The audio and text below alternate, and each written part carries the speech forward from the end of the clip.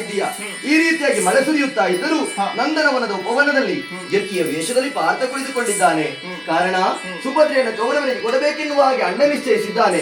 ಅದನ್ನು ತಪ್ಪಿಸಬೇಕು, ಸುಭದ್ರೆಯನ್ನು ಪಾರ್ಥನಿಗೆ ಕೊಟ್ಟು ಮದುವೆ ಮಾಡಿಸಬೇಕೆನ್ನುವ ಹಾಗೆ ನಾನು ಆಲೋಚನೆ ಮಾಡಿದವನಿದ್ದೇನೆ.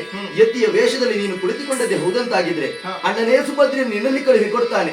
ಆ ಸಂದರ್ಭದಲ್ಲಿ ಸುಭದ್ರೆ ಕಲ್ಯಾಣ ನಿನ್ನೊಡನೆ ನಾನು ಮಾಡುತ್ತೇನೆ ಎನ್ನುವಂತ ಭರವಸೆ ಕೊಟ್ಟದ್ರಿಂದ ಆತನನ್ನು ನೋಡಿದಕ್ಕೆ ಇದ್ದೇನೆ. ನಿಮ್ಮ ಮಾಯಿನಿಯ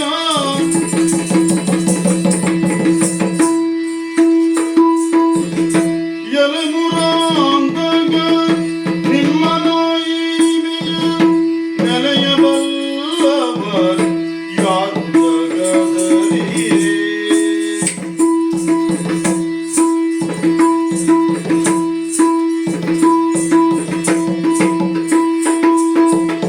ಜಲಜ ಸಂಭವ ಸುರಪ ಮುಖ್ಯರು ತಿಳಿವರೈಸೆ ಜಲಜ ಸಂಭವ ಸುರಪ ಮುಖ್ಯರು ತಿಳಿವರೈಸೆ